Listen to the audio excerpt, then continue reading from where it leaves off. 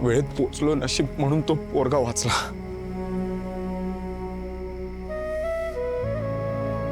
आज तू त्या मुलाला इथे घेऊन आलास, ही खूप मोठी गोष्ट केलीस तू. असंच माझ्या दादाला कोणी आणलं असतं हॉस्पिटलमध्ये तर तो पण वाचला असता ना. त्याचं नशीब नाहीये या मुलासारखं.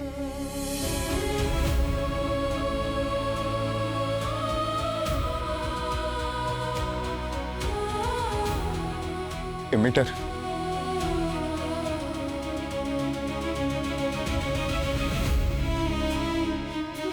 सॉरी.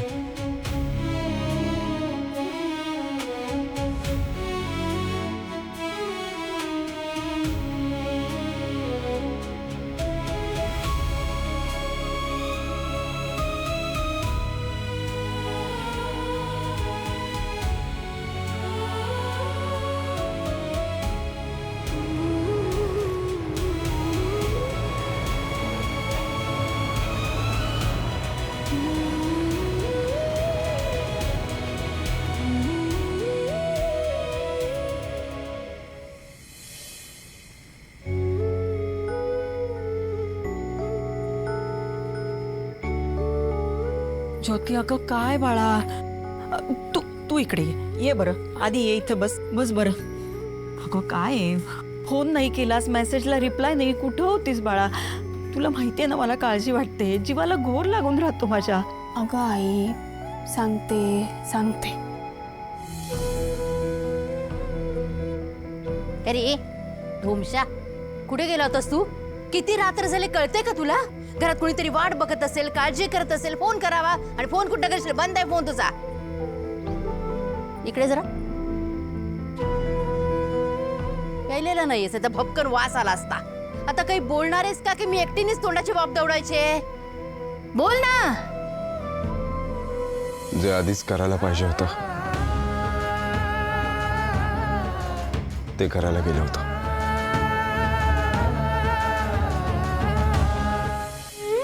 अरे देवा, एवढं सगळं घडलं आणि मी काय काय विचार करत होते.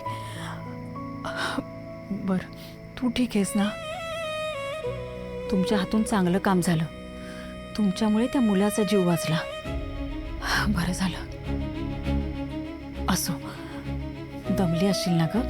हो. हं? जेवायला वाढते, जेवणी लगेच झोप. हं? ये तू.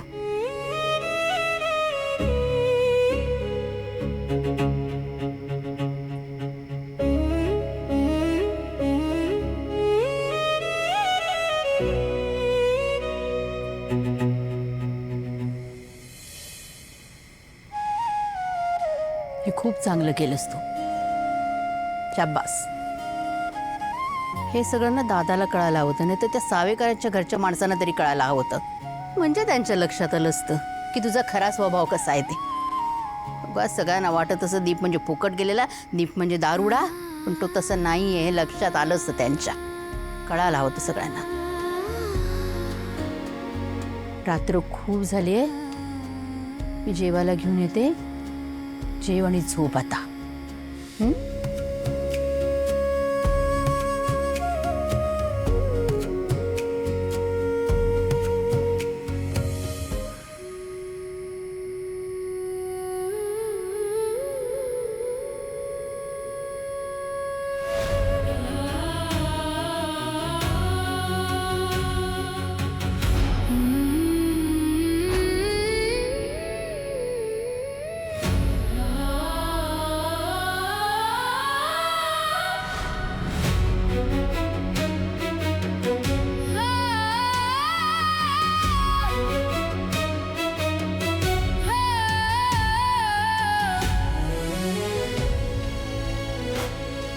खूप दिवस झाले ज्योतीला सॉरी म्हणायचं होतं.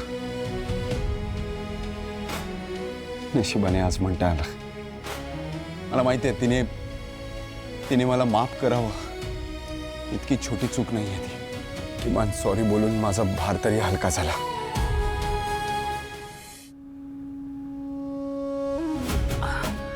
माफ करा, तुम्ही अचानक आल्याने जरा गडबड झाली, नाहीतर आपण जेवणाचा बेत केला असता. हो नाही नाही, तुम्ही अजिबात वाईट वाटून घेऊ नका. आम्ही फक्त प्रथेप्रमाणे पत्रिका द्यायला आलो. नाही, खरं तर प्रथेप्रमाणे मुलीकडच्या आणि मुलाकडच्यांना पत्रिका द्यायची असते. नाही, पण काही हरकतच नाही आहे. पुढच्या सगळ्या गोष्टी प्रथेप्रमाणे करा. हो ना, कराल ना म्हणजे? आ? हो हो. असो.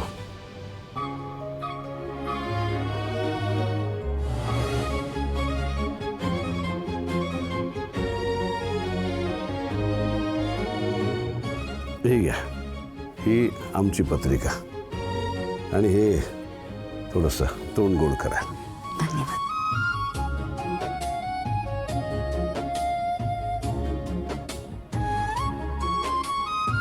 ताई, नाही असं काय एकदम पत्रिकेकडे पाहताय तुम्ही? आम्हाला द्यायची पत्रिका आहे ना, कुठे आहे मग?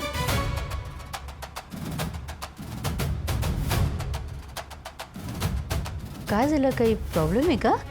आत्या म्हणजे आम्ही अजून पत्रिका छापल्या नाही आहेत. अजून नाही छापल्या पत्रिका? हो, लग्न तोंडावर आलंय, पत्रिका छापणार कधी, लोकांना वाटणार कधी, सगळ्या गोष्टी होणार कधी? आणि आत्ताच पत्रिकेची देवाणघेवाण करायची असते ना आपण. म्हणजे रीत आहे दादा, तसं म्हणून. आत्या, विषय फक्त रीतीच आहे ना, मग नो टेन्शन. पुरुषोत्तम काका, एकदा तुमचा फोन चेक करा ना. मी पत्रिका तुम्हाला मोबाईलवरच पाठवली. सो प्रथा डन. आणि ऑफिशियली आपण एकमेकांना पत्रिका पण एक्सचेंज केल्या. अरे वा, छान. स्मार्ट युगातली स्मार्ट पत्रिका. एक्झॅक्टली काका. आणि कसं आहे ना, कागदाचा वापर सुद्धा टळला ना, आणि झाडं पण वाचली. आणि पत्रिका छापण्याचे पैसे वाचतील. म्हणजे सगळ्यांना अशाच पत्रिका पाठवणार आहेत का? अगं मग काय हरकत आहे सुलू? अरे छे दादा, मला कशाला काही हरकत असणार आहे. पण देवाला ठेवायला पत्रिका लागेलच ना. देवाला तिथे अशी मोबाईलवर पत्रिका नाही पाठवता येत. तिथे जाऊन देवळात प्रत्यक्ष ठेवायलाच लागते पत्रिका. तेवढी तर छापावी लागेलच. आत्या हो, आम्ही पत्रिका छापणारच नाही असं नाही आहे. छापणार आहोत, पण मोजक्या छापणार आहोत, आणि त्यातलीच एक देवासमोर ठेवू. नाही नाही, हरकत नाही. तुमच्या सोयीने करा सगळं. आणि अजून एक, तुम्ही खर्चाचं अजिबात टेन्शन घेऊ नका. आपण सगळे खर्च वाटून घेऊया.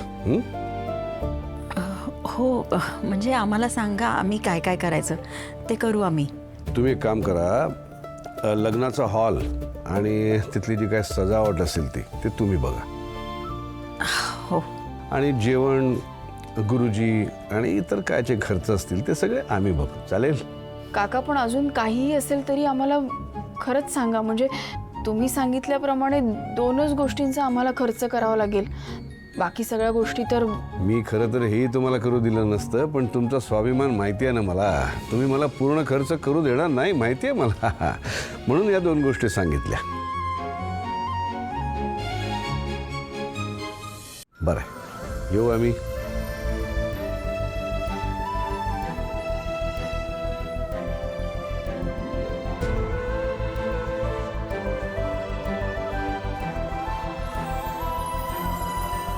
मोठे मोठे खर्च तर आम्हीच करतोय. बारीकसे 2 खर्च ठेवले तुम्हाला करायला, तेवढे करा.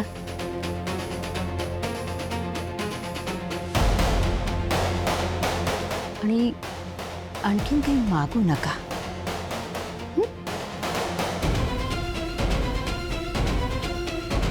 हो, चालेल. येऊ?